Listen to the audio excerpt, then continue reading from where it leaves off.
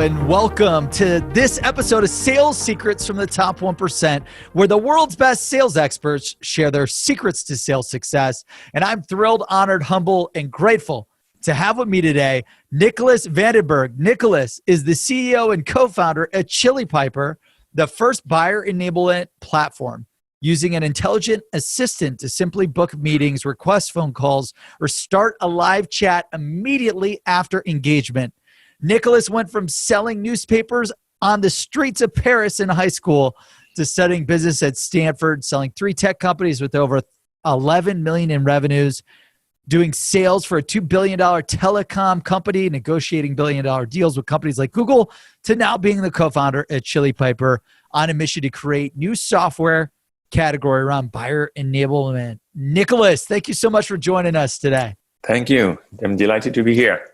Awesome, man. So I loved your background. One, because I've heard great things about Chili Piper, and you've just got a fascinating background in sales and as an entrepreneur that I was really excited to get this interview scheduled because I'm like, this guy's got to learn a lot. And one of the things that got me really excited was how you got started in sales, selling on the streets of Paris. That's so cool. That's like a cool, I mean, it probably wasn't cool at the time, but tell me. No, it was cool. I loved it. And it was funny because I was studying engineering. I was at least aiming to study engineering, and I did that side job to pay for my studies. And the people were selling with me. The other reps had not even finished high school, right? So it was a very different environment. And that was my the first time I fell in love with sales. We were dispatched all over Paris with newspapers under our arms it was good. The old days when newspapers were not on your Kindle, it was a real paper. And I came back at the end of the day and I had sold 7 times more newspapers than everybody else. And I thought, well, I must have a talent for that. And it turned out that I did. What was the secret there? Like, it's very interesting because I'm there's concept of what is a perfect salesperson, and I actually think that it depends on the context. That transactional salesperson have a different skill set and talent than enterprise salesperson, and for sure, newspapers is a transactional sales. Yeah, transactional you get, and the number one. I believe it's the same thing with transactional sales. Before the number one requirement is to show up. Right, is to be there. So I sold newspaper because I went toward the people who were walking in the streets, and I actually offered the newspapers in I would add a little word that based on what they looked like. They were serious. I'd say, you're going to love, find out that if they were funny, I'd crack a joke. I'd engage that very, very lightly. But just make sure I was there, and showing up as okay was like 99% of the sale. And in transaction, if you're going to make a lot of calls and a lot of emails, if it's a transactional sales, that's going to be the secret of selling a lot. It's as simple as showing that. Up. And then later, so I went to college, went to Ecole Polytechnique, studied science, and I got a job at the Boston, a spin-off of the Boston Consulting Group. And we were doing these big projects, strategy projects. We did one for Lloyds Bank, the at the time 3rd largest bank in the UK. And very quickly, I found myself selling again, and it was the first deal I got sold. into consulting, and then what? So were you selling like the firm's consulting, or? Yeah, that's exactly right. I was selling missions, right? So my first one was £150,000. I was working with the head of HR of that bank, and I somehow convinced him that he needed to be much more scientific about how he does his headcount forecast, and that we could help model it, and he bought into it. And I remember the partner, I came back, I say, hey, how do you write a proposal? He said, what do you mean? I say, I want to write a proposal because this guy is interested in buying from us. I say, buying from our firm? I say, yes. He said, well, here's a template for a proposal. And I wrote that proposal, and we got that business for, again, 150,000 British pounds.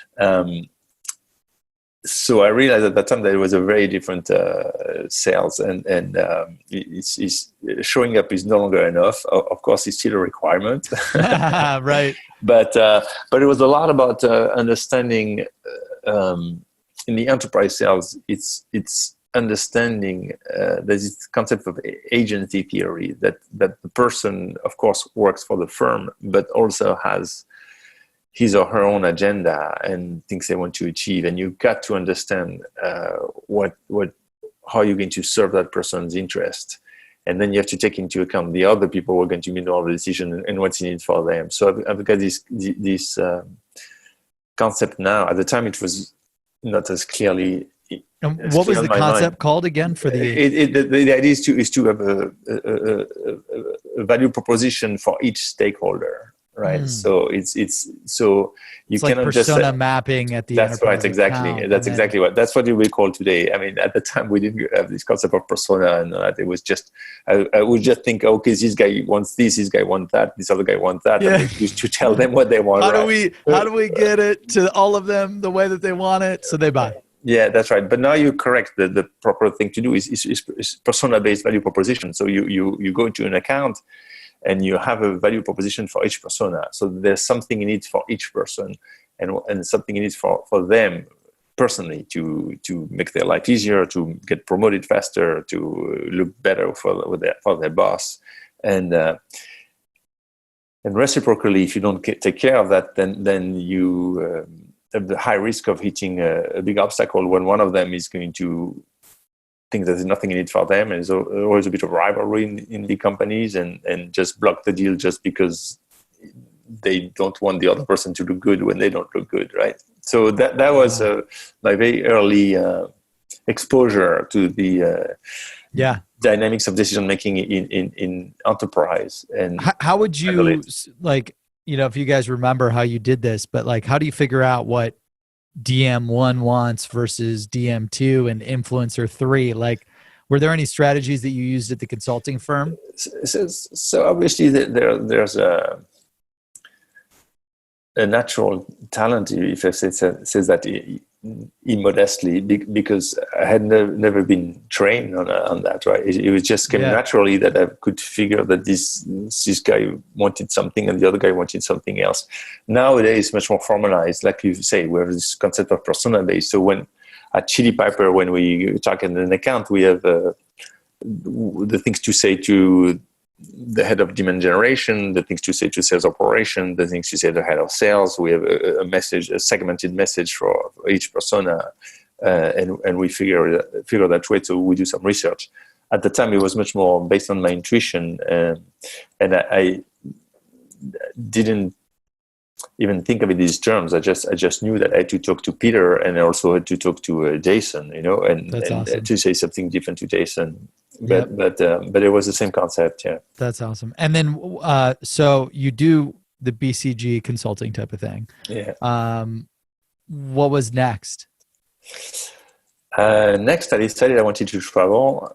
So I thought that the best way for me to get a job, and I wanted to go to Asia for some reason, and then Eastern Europe. So I thought the best way for me to get a job anywhere in the world is to get an MBA from a top business school in America, because it's recognized everywhere. That's the magic of the educational system in America. It has a great reputation. So I applied several times to Stanford Business School. Finally, they accepted me. I flew there thinking, okay, I'm going to get my pedigree from Stanford, and then I'll be on to Australia and Hong Kong and these places. And 3 weeks into it, so it's a 2-year program, my classmate, Steve Jurvetson, who's now a famous VC, invited Steve Jobs to talk to us. And so, right, exactly. And so here I am with my plans to go to, a party in Asia, sitting on a chair where literally we were sitting on chairs where Steve Jobs was sitting on the floor. At the time, he was running this company called Next, which people nicknamed Next to Nothing, because he was really going nowhere. And he was super humble, but when he explained his vision, it was completely fascinating. And I looked at him and say, "That's what I want to do when I grow up. I want to be like that guy. I want to do companies So he was speaking at the MBA school, or yeah, that's right. Well, it was speaking to the MBA students in a private house. So he was sitting on the floor in the living room of a private house, and it was, I don't know, it must have been 20 or 30 of us. And yeah, you don't want to miss that meeting. Yeah, no, but that's right. But we didn't know that it was going to save Apple a few years later and reinvent phones a decade later. At the time, he really looked like he really was struggling. But in spite of that, he was incredibly inspiring. Wow. The way, so that changed my. What was that? Just curious, because we got to hear this now. So this was about product development, or what was that speech about? It was actually very broad. He covered all sorts of things. The funny thing is that at the time, what he spent the most time on is complaining about journalists, because Next was struggling, and the journalists kept going after him and criticizing him, and he was a bit, actually more than a bit, he was quite bitter about it. But then he also explained how he came up with the ideas of Mac and how he worked on the Mac, what he was trying to do at Next. And even if Next wasn't successful, his vision that he had for the operating system, which, by the way, later became the operating system of Mac, right? So his vision of how you could change the world of computing was incredibly inspiring. Like, you see a guy in front of you and he's saying, I'm going to change how millions of people use a computer. And you think, well, that's such a cool job, it's a cool job. So that's where I thought, I'm going to be a tech entrepreneur. I mean, obviously, I didn't think I'd build the next operating system for the planet, but I did think I could do something more modest, but still very exciting in bringing new products to a big audience. Dude, that's incredible. And the one thing that stood out to you, the secret that you learned from Jobs in that meeting, what was it? Well, I mean, it's funny you ask this question, because I just published an article in the Selling Power about the key talent of salespeople, and there was something that bothered me. Everybody thinks of a successful salesperson as somebody very extrovert, right? Very friendly, with a lot of joy and empathy, energy and happiness. That's right. And and people say empathy. You have to have empathy. What's empathy? And I looked at Steve Jobs, and that guy did not strike you as empathic. I can tell you. And you read his story about he would insult his employees. He would not recognize his daughter. Didn't empathy, and yet everybody says, "Oh, he's the best salesperson in the world," right? That's his talent. So there was something that's not quite right. They say, "Well, how come we all believe that the key to sales is empathy, and this guy, the best sales guy, has no empathy?" And a couple of years ago, I was interested in neuroscience and this field called neuroeconomics. Okay. Which is neuroeconomics? Neuroeconomics, exactly. Is the concept of understanding economics through neuroscience. And the leader of this movement is a guy called Paul Glimcher at NYU in New York. I'm based in Brooklyn, so across the river. So I've attended quite a few of his seminars, and one day he exposed these new findings by two European neuroscientists who found that there are two different capabilities. One is empathy, and the other one is called theory of mind. The theory of mind is the ability to cognitively, so not emotionally, but cognitively understand the motivation of the other person, and be able to act on them. So what they say that is true is that often psychopaths have zero empathy, but they have a lot of capabilities of theory of mind. They're able to understand what motivates people and how to make them do what they want to do. There are other examples of very strong salespeople. realm of politics these days. Like our president, you probably wouldn't think of him as a high empathetic guy, and yet obviously he's been able to sell his views to a lot of people. So it's actually it turned out that these two scientists dig deeper. They put a bunch of people in these big machines called MRI, and they observe what zone of the brain get activated, and they found that the networks for theory of mind are different from the networks for empathy. So in other words, it's just two different things. The way you empathize, which means you have some kind of contagion from other people's emotions, is very different from the way you practice your theory of mind, which means that you read other people and you able to act on their act on their emotions, but you don't get affected yourself from these emotions. So that was a very for me, it was very eye-opening. Say, okay, that makes sense, because that's what Steve Jobs has. He knows he can read the emotion. But it doesn't get affected by it. So most people, if you have your daughter come crying and say, "Hey, you have to recognize that you're my father," you're going to be affected. But apparently he didn't. But on the other hand, he understood more than anybody else what would make people go crazy for a phone, and what would make telco operators agree to very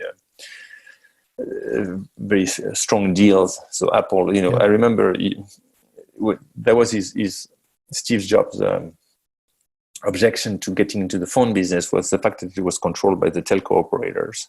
And he said, "I'm not going to get a business. I don't want to be at the mercy of telco operators." And he flipped it. He got them to be at his feet, right, with his product. So he managed to really read his environment and the motivations of everybody, and act on them. So that's what's called, the neuroscientists called theory of mind, and I think it's a discovery that's going to have big implications for sales. I think we're going to understand better how to practice these skills of theory of mind, and try to recognize them. That's amazing. I appreciate you sharing that with us. Sure. That was like the first time I've heard of neuroeconomics before, and the theory of mind. I love it. I'm going to definitely be diving into that after this interview. So, okay. After Jobs, you decide you want to become an entrepreneur. That's right. And I know you had a lot of preneurships. Like, what were the let's go through like in biological order, because the audience is dying to know like your top secrets that you learned throughout your sales career at the different places or companies that you've worked at or worked for or built. So like, what was the next biggest kind of sales breakthrough secret at one of them? So fate sent another twist at me. I was inspired by Steve Jobs to stay in the Bay Area. So I actually moved to San Francisco and start a company. And as fate would have it, I met John Sculley, the guy who had fired Steve Jobs, and I got in business with him, which is ironic because at the time they were enemies, right? In fairness, Steve Jobs felt strongly against John Sculley. John Sculley didn't have this reciprocal bad feelings. But I got in business with John Sculley, and I started my first company. And my first company was consumer software. So at the time, software was bought in boxes, right, on CDs. How'd you get connected with Sculley first? I helped a friend who was an inventor to get a meeting with John Sculley. So when you're at Stanford Business School, you really have a great opportunity to be connected to a lot of people. It's like an open path to go and meet all these people. So this friend of mine who was a tech inventor called me and said, "I'd like to meet Apple. Can you help me?" So I helped him have a meeting with Apple, and his technology was so brilliant that it escalated all the way to John Sculley, who was CEO of Apple. So we presented to the CEO of Apple. He said, "I love this technology. It's amazing." It was an imaging technology. And then by the time I graduated, John Sculley was kicked out of Apple. I stayed in touch and I say, "Hey, and he came back to us and he says, this technology is amazing. I'd like to get involved with you. So we started a company selling, again, consumer software. It was, you could call it Photoshop for dummies. So Photoshop, super easy to use for $49 that everybody could use. So we started. Yeah, I love that because Photoshop isn't easy, right? No, it's not, right. And this is like all the iPhone apps now. Probably, that's right? exactly right. Back then, before those existed, it's like all these special effects that you get on Snapchat. We had them on a PC back at the time, and the technology was very spectacular. It was real time to manipulate photos and things. So John got involved. We created a company. It took us more than 12 months to actually build the software. At the time, it takes longer. Yeah, but the first back then probably even took way longer. Yeah, right? much longer. Yeah, you couldn't get to anything decent in like there's no MVP in a month or two. No, it's like the MVP's exactly in a year. Right. You had to build everything. So we did that, and the first year of shipment, we did $6 million in revenues. And damn. Yeah, right. And so it took a year to build. Yeah. And then did you start selling it the year after? Yeah, the year after. And in these 12 months that followed the product being ready, we closed $6 million.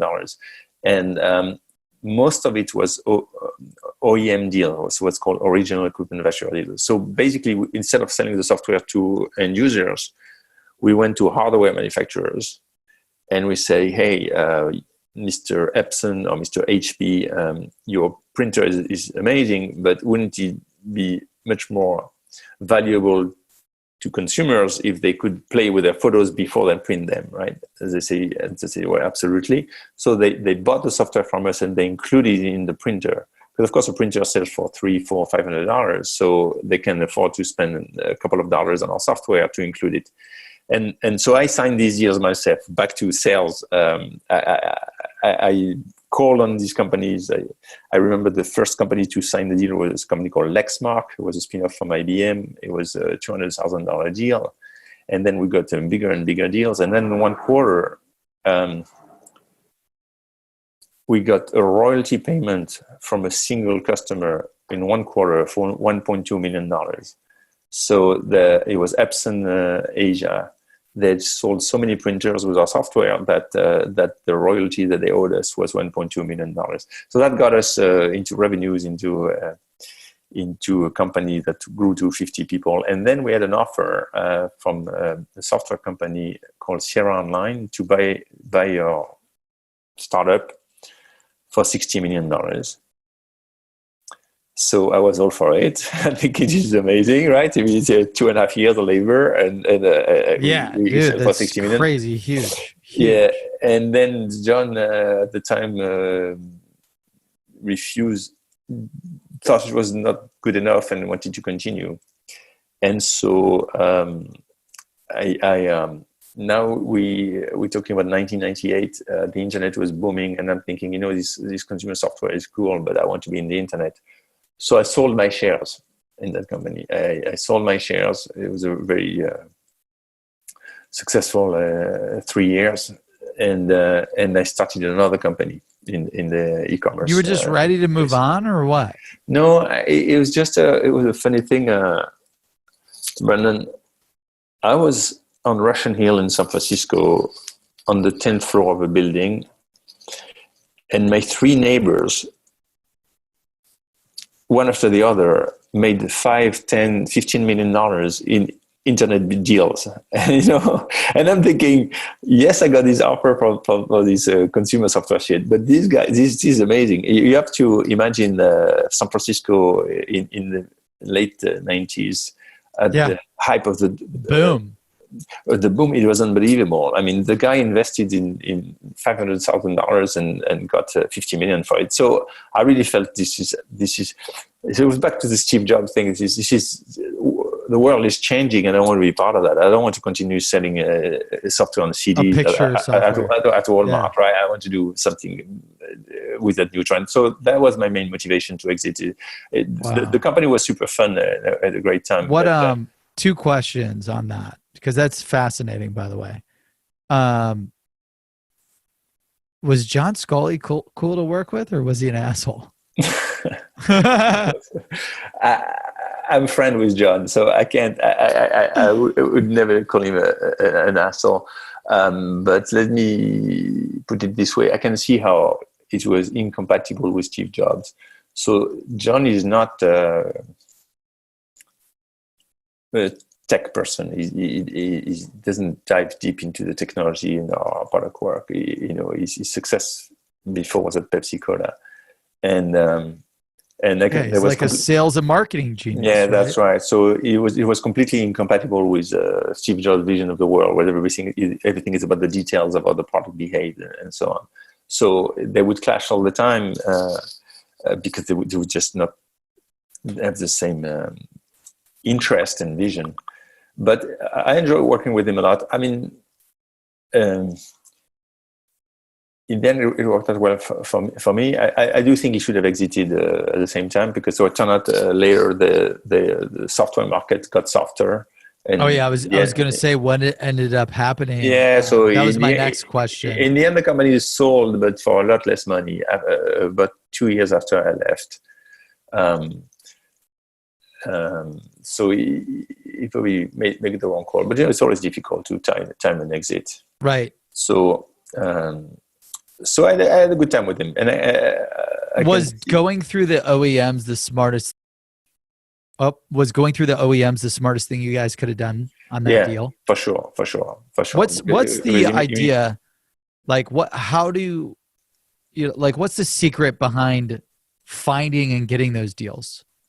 Because that's like a channel deal, right? An OEM deal is like a channel deal. Yeah. I've never had any real experience doing that. Like I sold for IBM, sold for Google, built 3 startups. I'm sure there's a lot of people that like, I'd love to get into channel, have my software automatically sold by other people.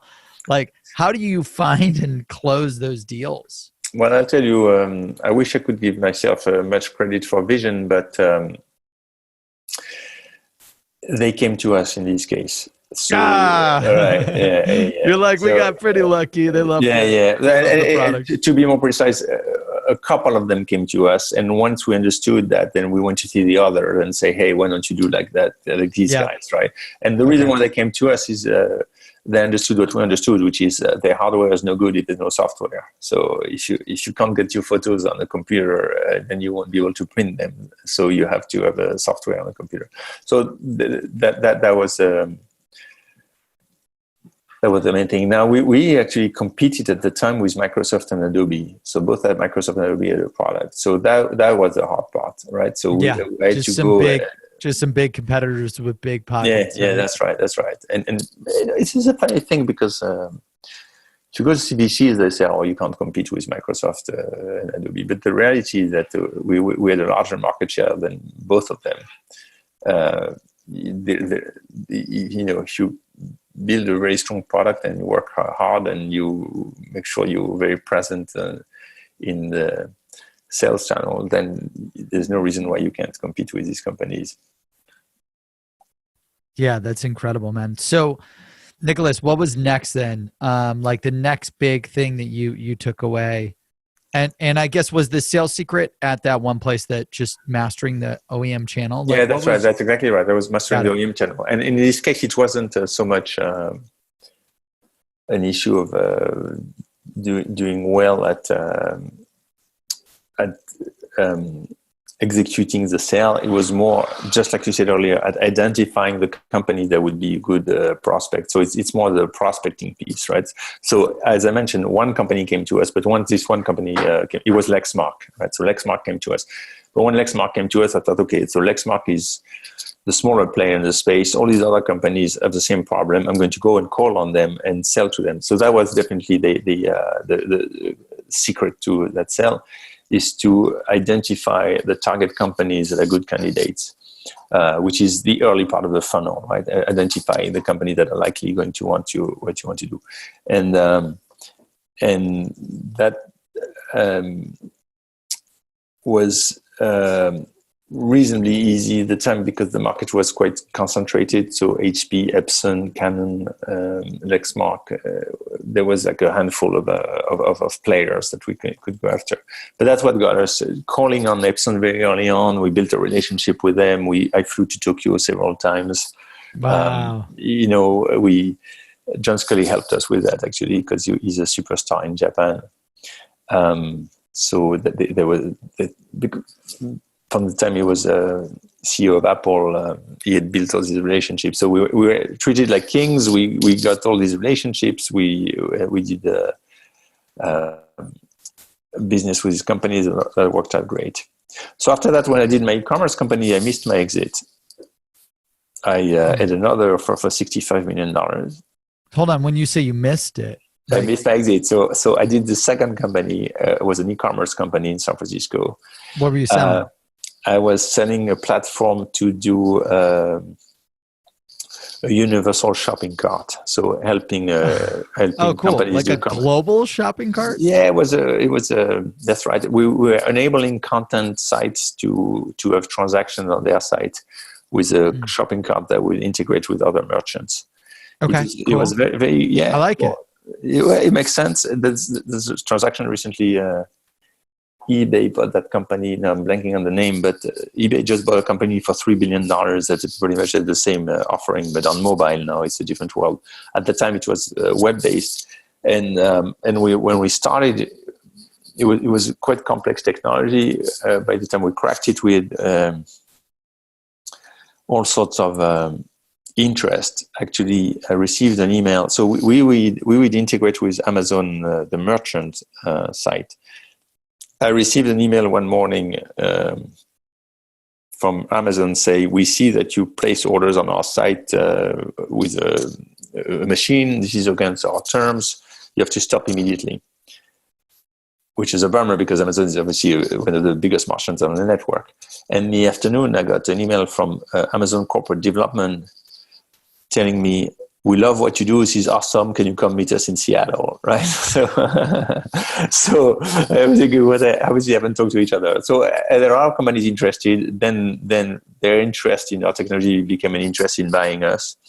And there was a company called CNET, with CEOs, Halsey Miner, called me and started negotiating and offered $65 million for the company.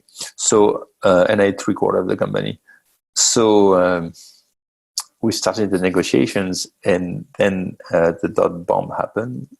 No. So, yes. Mid negotiations? Yeah, mid negotiation. I got a call from Halsey and say, hey, look, our stock dropped. I have to put things on hold. But don't worry, I'll be back in a couple of weeks. I just need to talk to my shareholders. And of course, he never came back because it was 2000 and the whole thing continued tanking, right? From February to April to so in the end, yeah, right, exactly. The timing is everything. Brutal. Timing's everything, man. Yeah. And it's so hard to predict. Do you stay in it or do you stay out of it? Like you can't. It's almost like you can't. Like 50, 100% of it is luck. The other 100% is just hard work, right? Or something like that. That's exactly. I don't know what percent it is, but luck plays a big role. Yeah, because nobody could tell. You couldn't tell the thing was going to crash that badly. So in the end, I had to lay off 2/3 of the company, and we sold to Microsoft on a shitty deal. Microsoft like an acqui-hire deal. Almost, yeah. I went through one of those in the 2007, 2008 bust of the economic collapse, and it sucks. Like when you go through one of those like acqui-hire shitty acquisitions after working your heart and soul for years, it's just like, let's just wrap this up so I can figure out how to not do this again. No, that's exactly right. So that's exactly what my lesson. What I did is I went to Nepal. I don't know if you've ever heard of Nepal, but up in the mountains. I went trekking. Nepal. Yeah, Nepal. Wow. Yeah. And I took some distance, and when I came back a bit later, I did another company doing biometrics.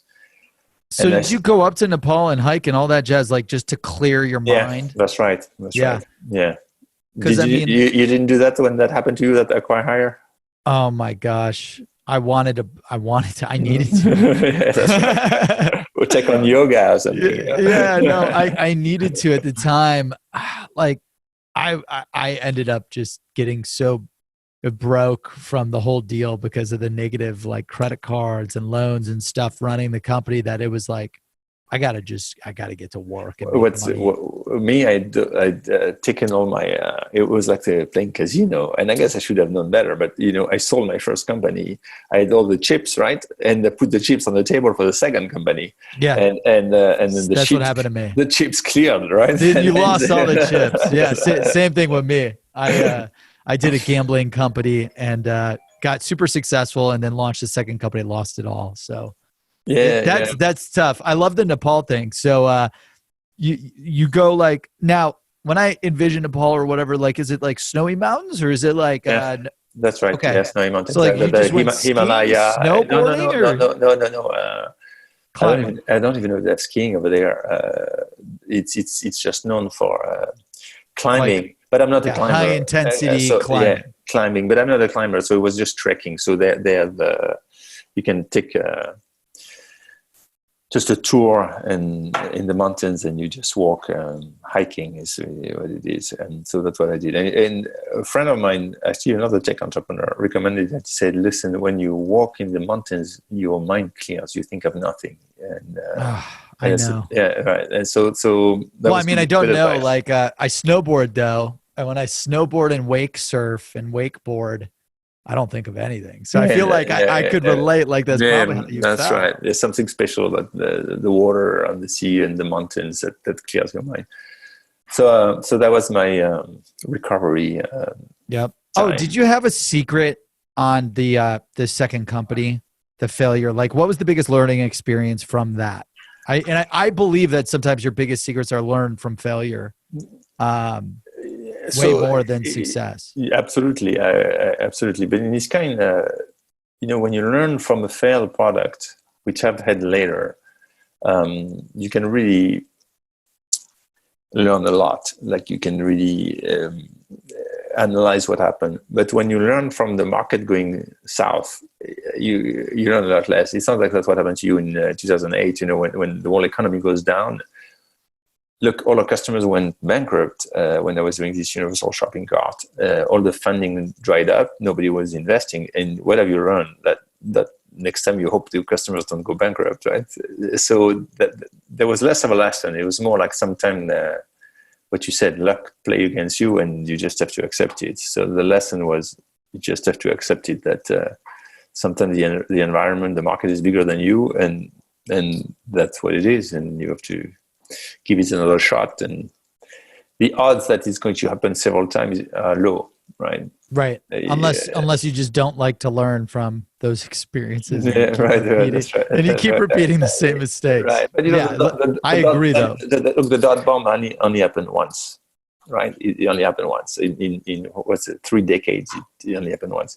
The 2008 crisis, when it happened, we thought it was the end of the world. And a few years later, everything was back fine, and now we haven't had a crisis in a long time. So the odds are low that these things will happen, and you start again. So that's what I did. I started again. I did another company in biometrics face recognition, and I sold it very quickly so that to make sure that I don't miss my exit again. So that's awesome. Yeah. What was that next one? It was biometrics. So this is same friend of mine was very strong in image processing, decided to use his skills to reinvent face recognition. So he found a way to recognize people based on the details of their skin, as opposed to face, nose, and things, right? Wow. And it turned out our skin is unique, and it's reasonably stable over time. So by taking a picture and analyzing the detail of the skin, you can recognize people very accurately. And he told me, look, I'll be able to recognize identical twins. So I said, how do you know that? He said, because identical twins are not identical, they're symmetrical. So the left part of a twin is the same as the right part of the other twin. And as a result, they are from my technology, they're completely different. So we went to Twin Festival. Have you ever heard of Twin Festival? It's a festival where twin brothers and sisters gather. They dress alike. They gather in the streets and they march in the street, and you see everything double. Right? That was in Montreal. There were 900 pairs of twins walking in the streets, and we put a sign, $500 to the pair of twins that can fool our system. So we had 62 pairs of twins come to try to fool us. We just couldn't recognize them. And our system made zero mistake. It recognized everybody. So I went to the Department of Homeland Security and I said, look, I think we've invented something of interest to you. We can recognize people incredibly accurately. Look at this data set of 62 pairs of twins. It was very spectacular because we would show the twins and nobody could tell them apart except our computer. So that was my third company. And we sold very successfully. How do you cold call the NSA? I went to a conference. Is it the Stanford thing again? No, it wasn't. Don't tell me it's the Scully thing. And I don't have spy in my networks for the Stanford. No, in this case, it was more. It was simpler. I just went to a conference in a security conference in Washington, D.C. It was a tech security conference. So I went to that conference and they were there looking for solutions. It was 2004. So That's it was awesome. after. So you just built the right connections at this conference. Yeah. And then what did they say when you pitched them? They couldn't believe their eyes. So we have this technology that could read your skin and figure out who you are. It's like image recognition based on skin versus based on face.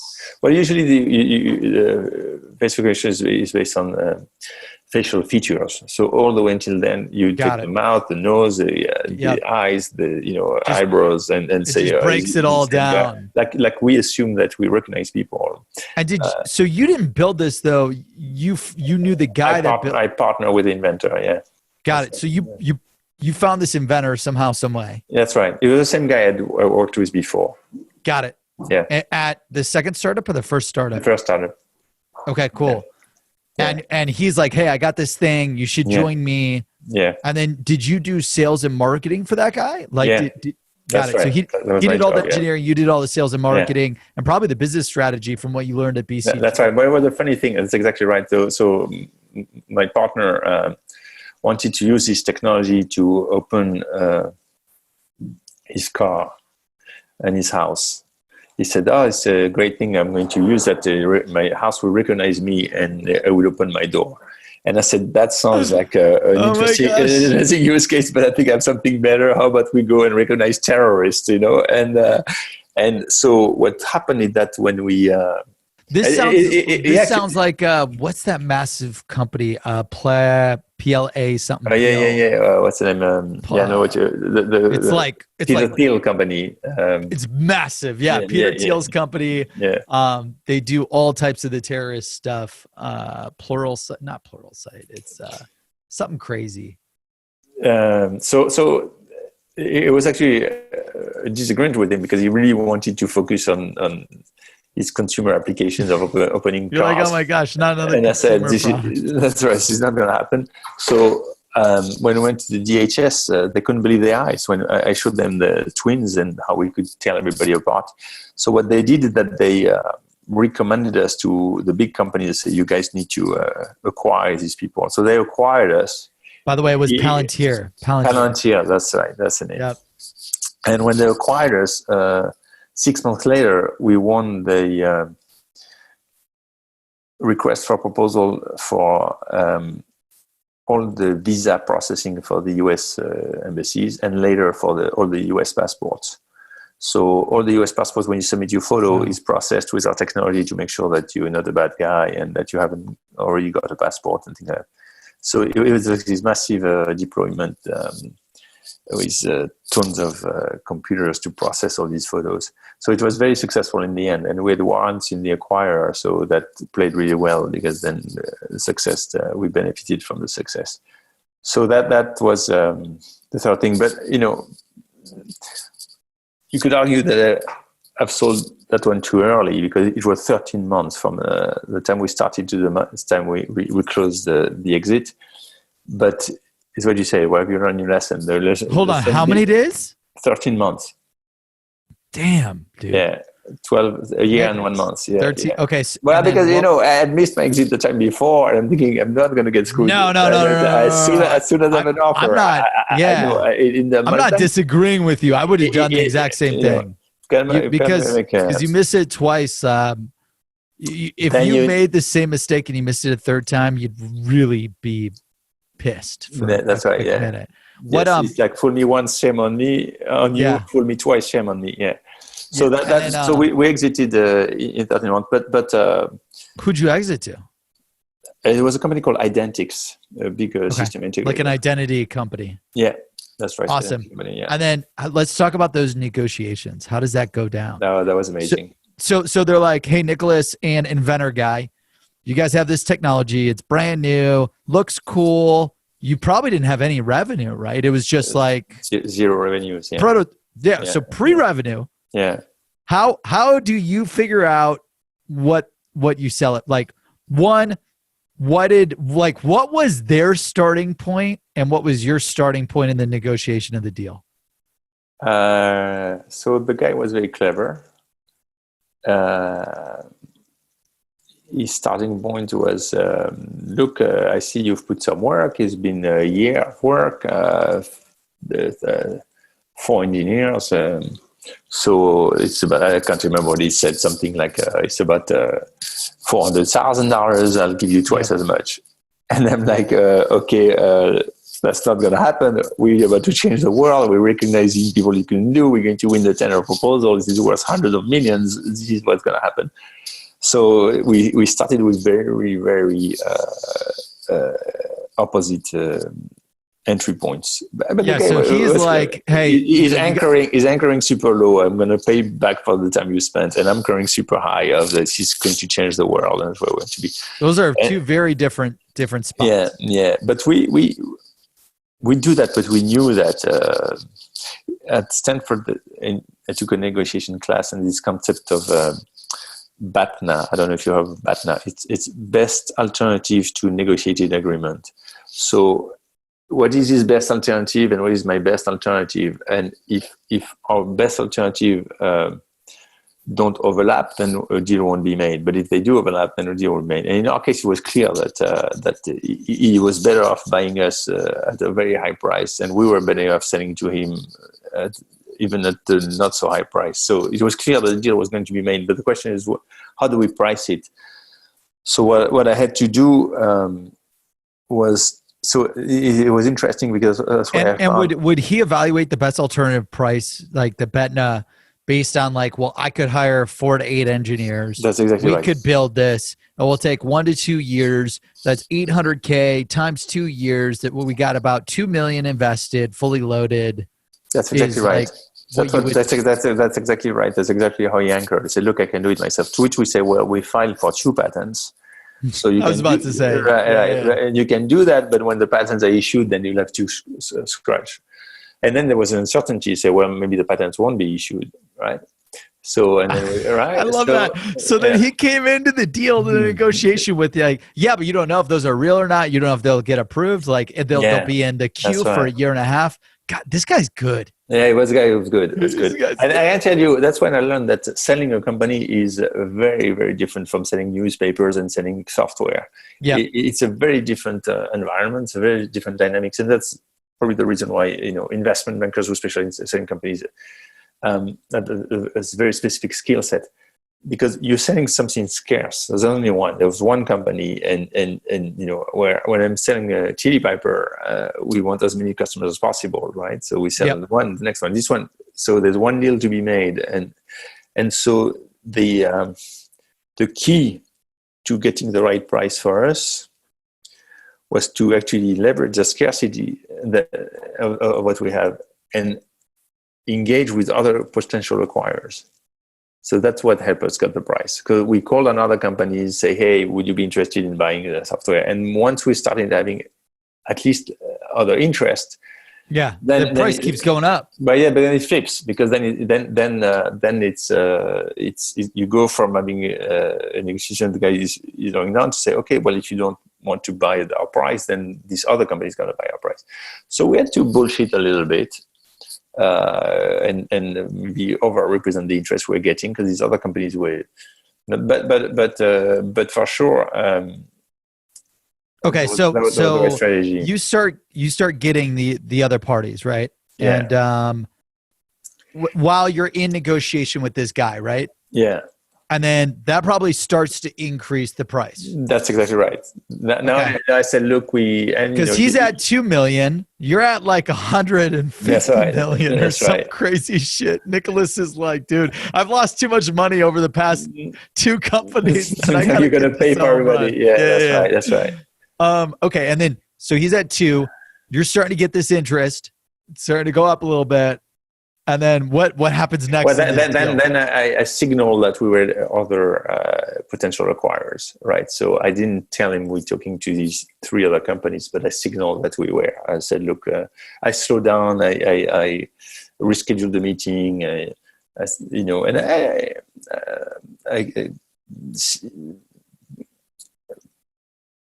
told them that that there were other potential acquirers. So that changed the dynamics a lot. But in the end, for some reason, my partner at that time became very, very keen on selling. Well, I do know why, because it had been a short time and it was a lot of money. So it felt like a good deal for us. So in the end, we found a term, and he flew. The company was based in. Was this like which, by the way, any deal here 13 months in is amazing. Was this like a $5 to $10 million deal, a $10 to $25 million deal, or 25 to 50, 50 to 100? Like, I'm just curious. It was north of 10. That's awesome. Yeah. And you probably owned a majority, like you and the inventor probably owned, like, did you split it 50-50? It wasn't 50-50, but I had a large chunk, yeah. Yeah. So did you have more than 50-50? Because no, I had less. I was like, I bet you Nicholas told the better guy. Then I would have been a really good sales guy if I had got it, because the guy had invented everything. I just had to bring it to market.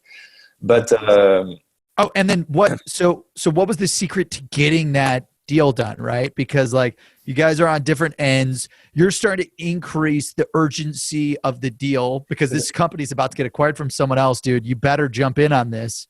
Identiv, or whatever the company's name was that was acquiring Identics, you. yeah. What did you do to close him? Like, what was the secret to getting him done? Exactly what you said. It was competition. It was to go to other potential acquirers and start making it a bid, right? And in case the sense of urgency is that if they don't move, other people are going to move, which is a very different process that you have to do in sales. You don't do that, but that's what it took to close the deal. So in the end, I really remember he started playing hardball, and then one morning I got a call say, "Please come back to your office today." I was in Manhattan. He was across the river in Hoboken in New Jersey. Nice. And I crossed the river. So okay, let's make the deal. They made an offer. They added some warrants to the deal so that if we they would buy the company, but if the patent was granted and if we won the bid with the Department of Homeland Security, then we'd have warrants to exercise to make more money from the transaction. So we got the warrants and both things happened. We got the patent and we got the deal. So that's how the deal works.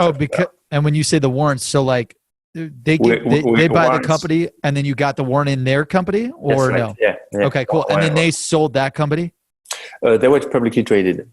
That's why I can't tell the exact amount, because it was never disclosed, and then my partner did one thing. So it was awesome. It was warrants in a publicly traded company. So it worked out really well. We had, that's a hell of an experience. Now that is a lot of. What would you say that was the right inventor, with the right technology at the right time. Yeah, Like that's exactly. like it's a lot of luck. Yeah, it's a lot of luck. You go from extreme bad luck to extreme good luck, Yeah. But I guess that's what happens when you keep trying, right? You just have to keep trying. Yeah, yeah. I mean, I love that you had a success and a failure, because that's my story too. Like, if you haven't done it where you've won everything and then lost everything, it's like really hard for people to probably relate. But I love that. I totally get. Like, yeah, well, not everybody go through that. I meet a lot of people who with a failure and say, "I'm not going to do it again." A lot of people. They say, I'm not doing it again. It was a disaster." And and some people are luckier, and then. So me, I went at it 3 times, right? So the first time worked out, and I doubled down. I mean, some people don't double down; they just say, "Okay, I take my chips, and that's good enough." But me, I wouldn't know what to do. Yeah. So when I failed, the second one that failed, I was like, I'm done.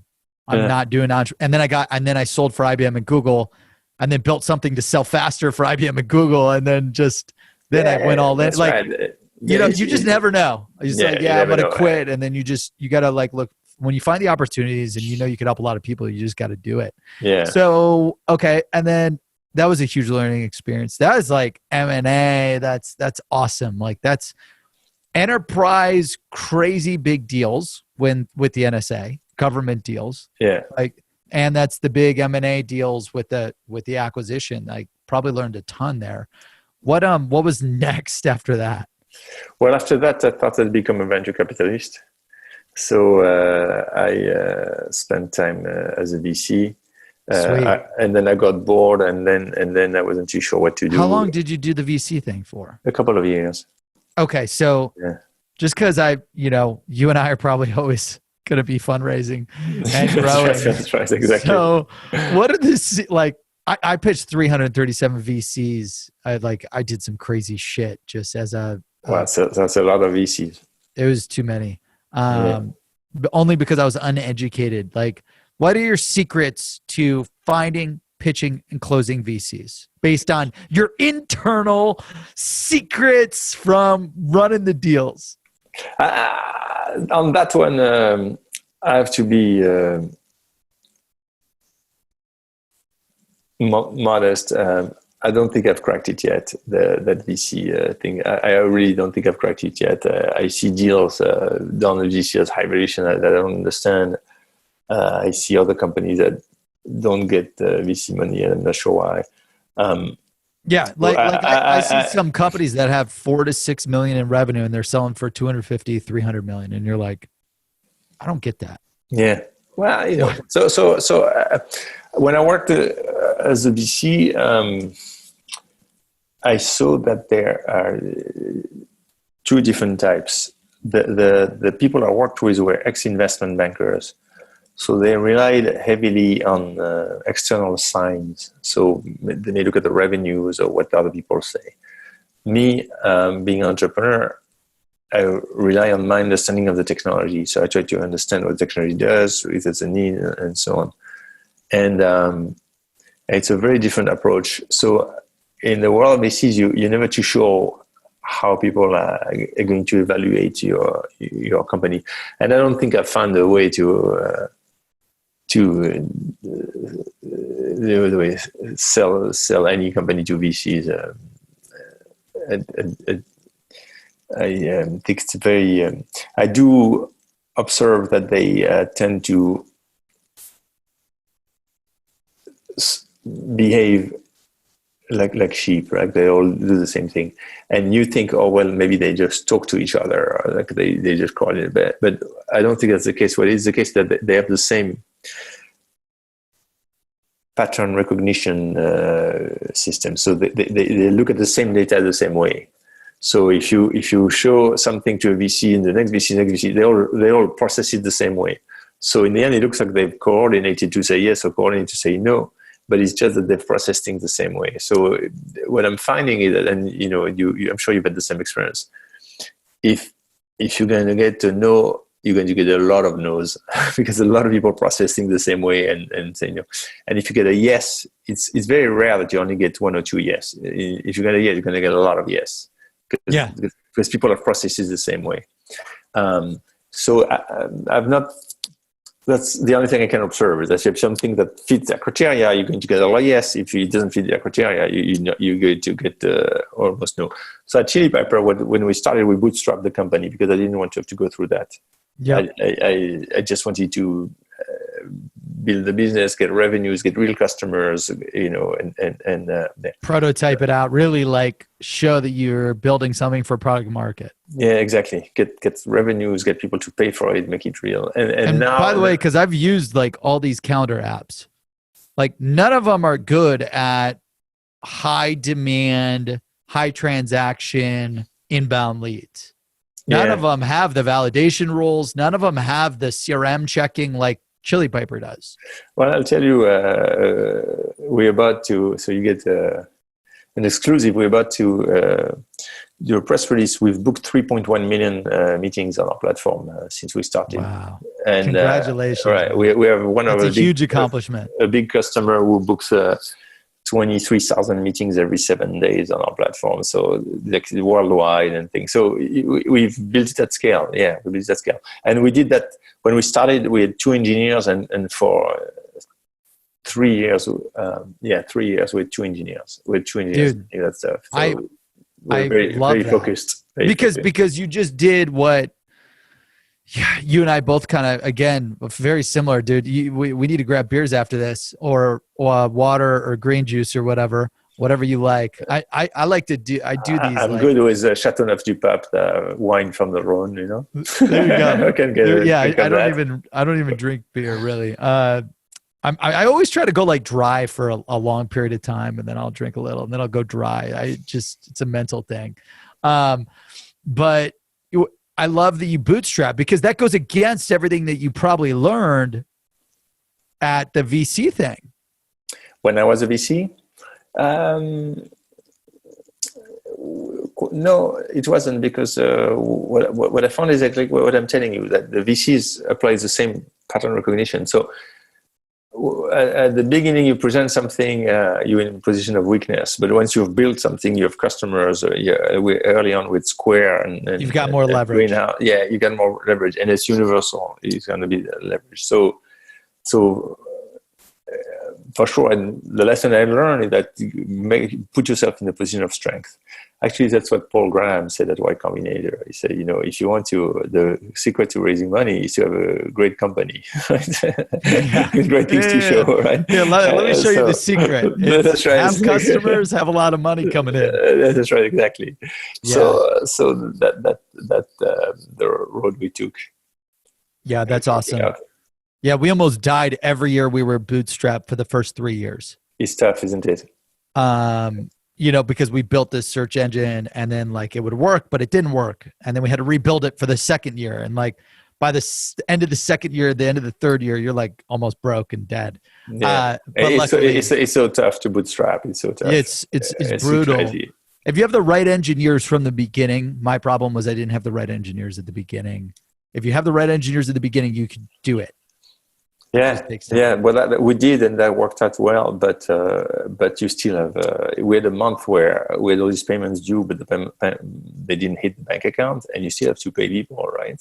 Mm-hmm. Sure, you've been there, right? So yeah, it was terrible. It's tough. Yeah, it's that's amazing. So and the VC thing to Chili Pepper, like, why did you?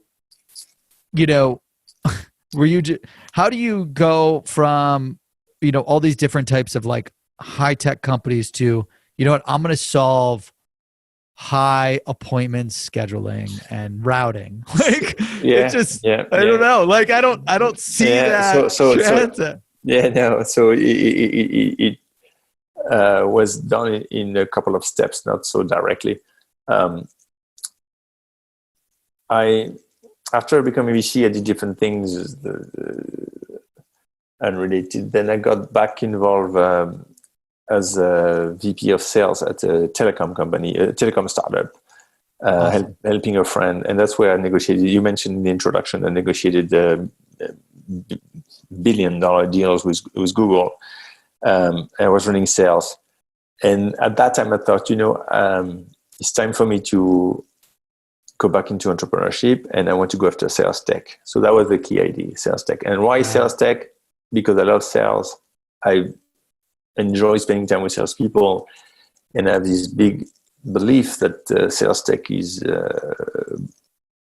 was a couple of years back was going to boom, which it did. I mean, it's like a very, very active space.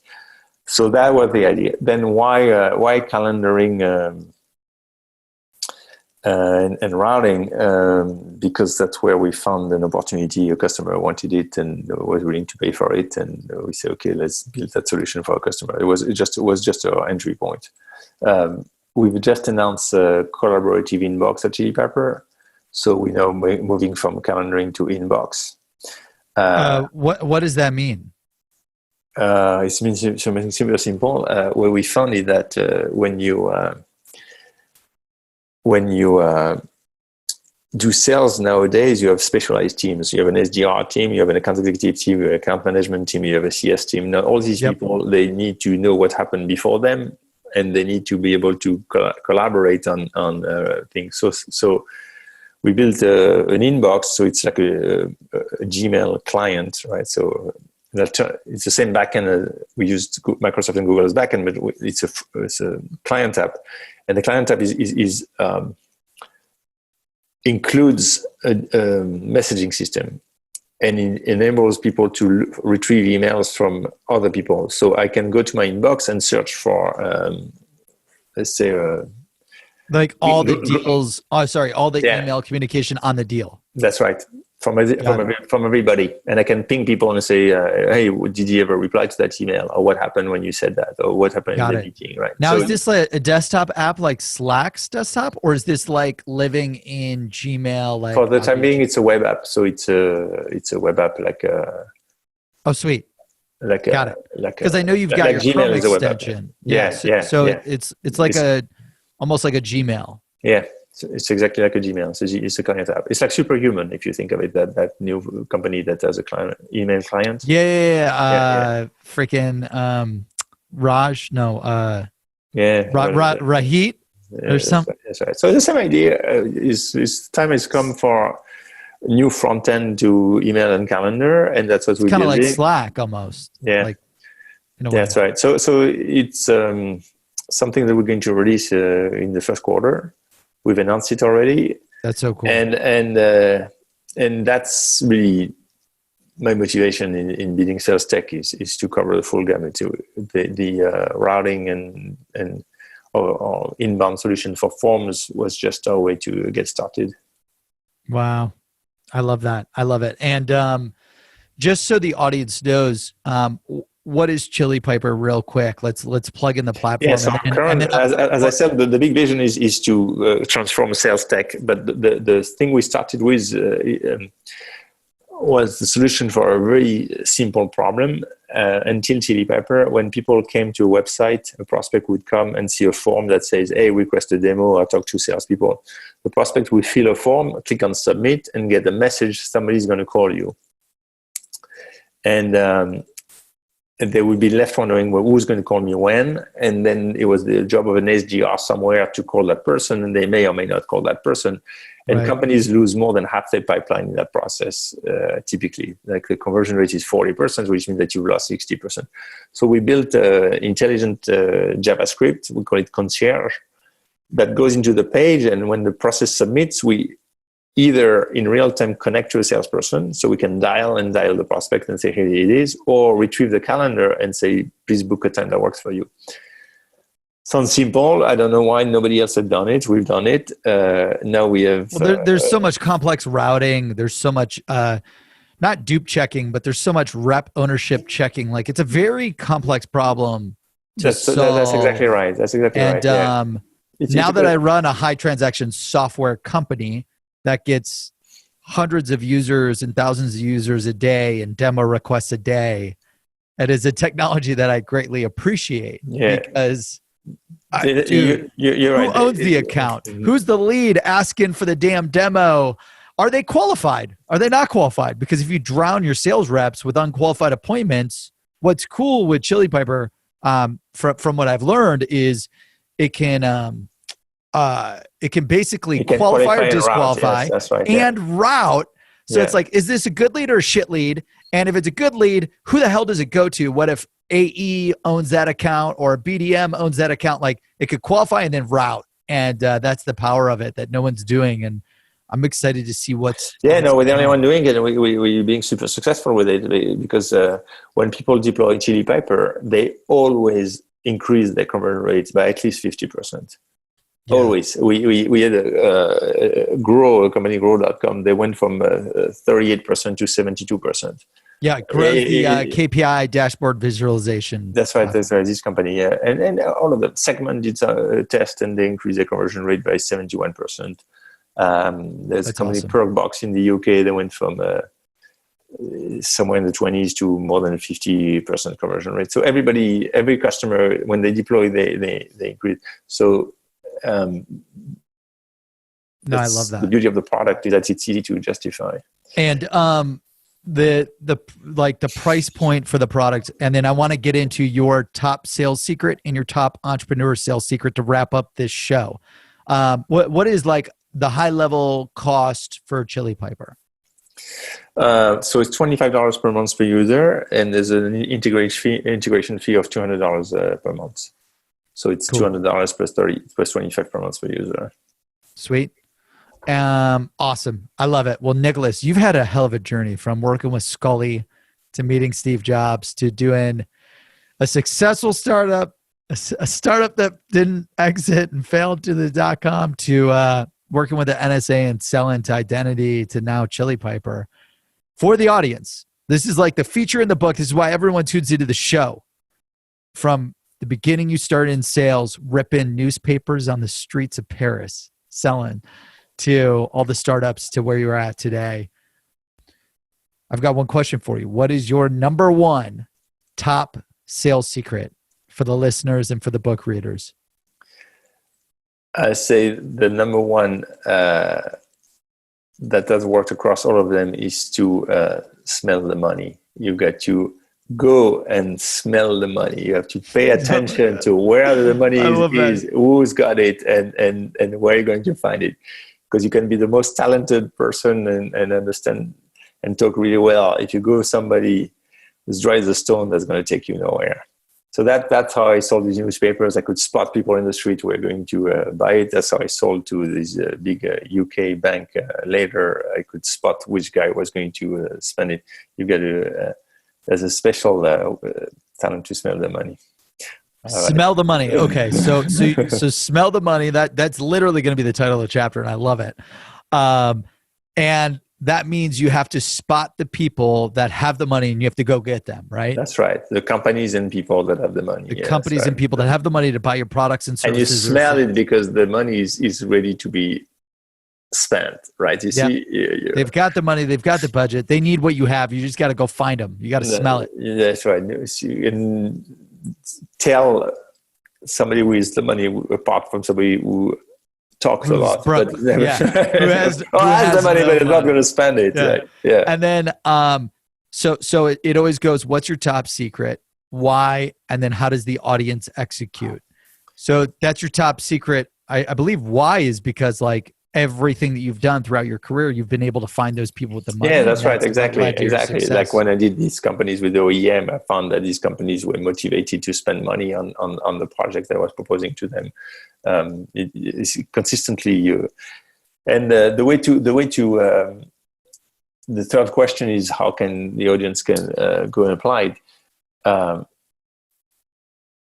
Another way to phrase it, smell the money, is be able to qualify. So it's a qualification thing. You want to reach out to a lot of people and qualify them. And the key, smelling the money, is qualifying them. You say, this guy is going to move, this guy is not going to move. So that's how you think. So you want to make sure that you spend a lot of time and training, if you're training a sales team, in getting them to qualify, that is to understand if what's going to happen, if it's likely to happen or not. That's the way to operationalize it, to make it something that people can act on. Like really intelligent sales discovery.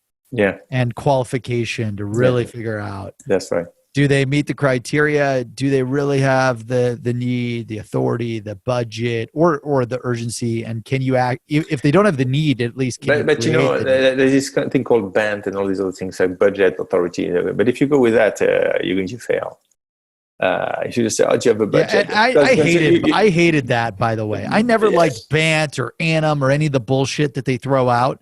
It's because like you know very well that you meet somebody who says, "I have no budget," and they buy the next day, right? There's always a way to. I don't have a budget for my water, for my groceries. That's right, exactly. To buy my fiance the Christmas gift that she wants. Like, I don't got budget for that, but you do it anyway. Yes, exactly right. So the qualification is not about asking a question, do you have a budget? Oh, great, right, as budget. Right. Is to read. That's why the theory of mind that I mentioned earlier in neuroeconomics is so critical, is to be able to read behind what's being said of what's really happening.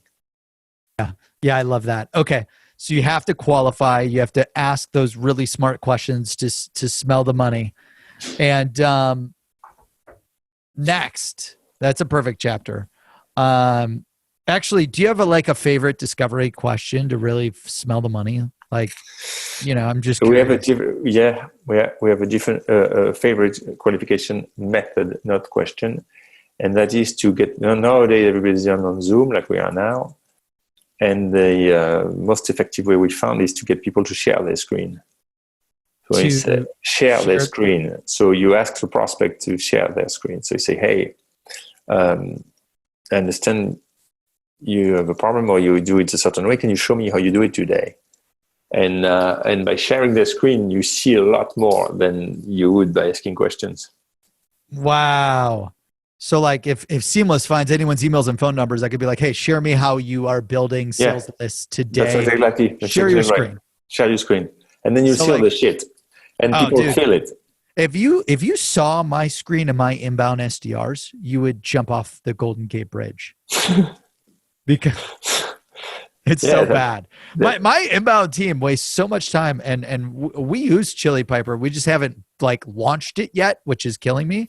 They're manually doing it, and it's so stupid. It's exactly right. They waste 30 minutes qualifying, and I want to blow my brain. And we have the data from Seamless. We know everything about the context in the company, everything, every demographic, psychographic, behavioral graphic piece of data on these leads we have, and they're still manually qualifying and then seeing who they got to book it with, and it's just so stupid. I mean, I got exactly right. So if let's make it happen for sure. Let's make it happen. I got to get the damn Chili Piper launch, and two, so your method, share your screen. Yes, because people, if you say, "Is that a problem?" They say, "No, it's okay." I said, "Do you mind sharing your screen?" And when you share your screen, you see all the shit, like you said, right? And they know that you know. I don't think your salesperson asked us to share our screen, but if he did, he would have closed the deal instantly. Well, he would have been like, sometimes they don't. He would have been like, "That takes you an hour to qualify? Right. Yeah. Are you dumb? Are you stupid?" You're right. Let me show you how you could do it instantly. I'll check the recording and see if he did. Yeah, for sure. We were a tough we're a tough prospect, but no, I love that. Share your screen. I mean, that's the perfect way to do it, and then you learn everything about them. Amazing. So, Nicolas Vandenburghe, where can the audience connect with you, learn from you for more?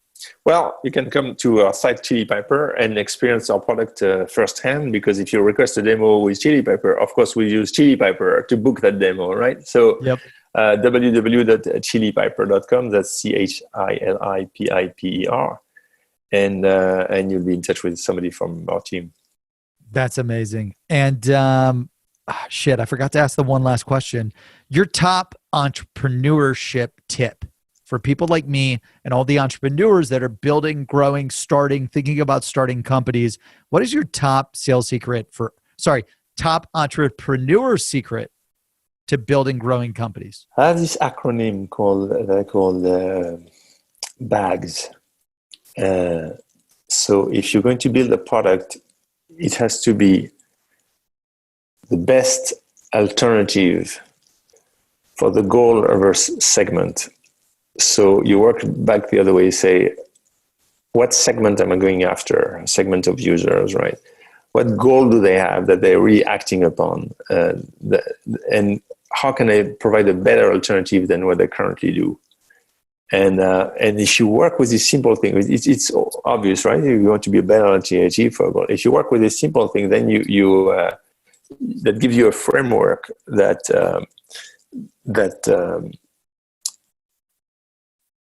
is going to be brutal in telling you that you have a product or not, because we all know as entrepreneurs that product market fit is the biggest problem, right? Ever seen the Mark Andreessen blog?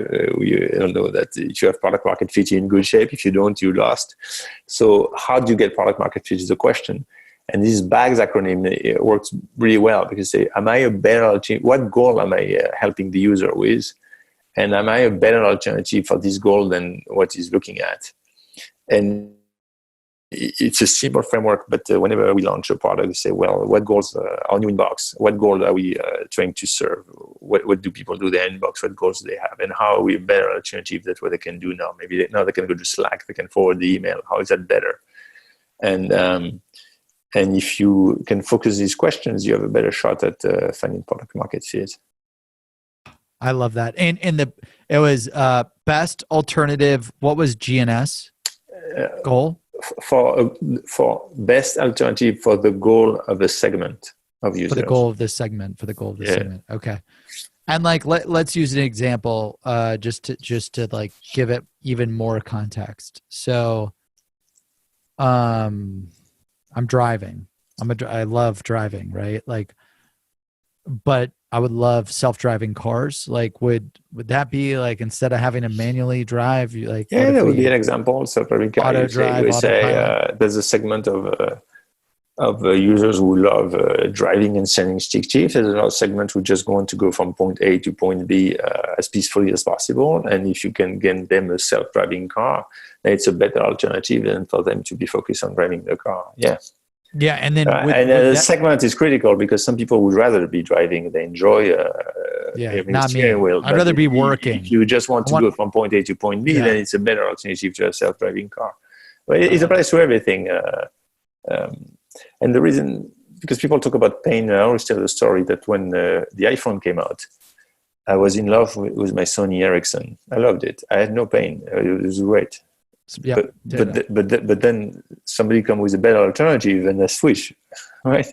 I don't have pain, but I switch. What did you switch to? I switched to iPhone. That's the story I'm telling. Got it. When Jobs launched the iPhone, I had the Sony Ericsson I was happy with. There was no pain point. Yeah, but I had the BlackBerry, and then I switched to the iPhone. There you go. Yeah, there you go. All awesome, right. Man. Well, hey, everyone, go follow Nicolas on LinkedIn. Check out his amazing company, Chili Piper. Thank you so much for sharing your top sales secret, your top entrepreneurship secret.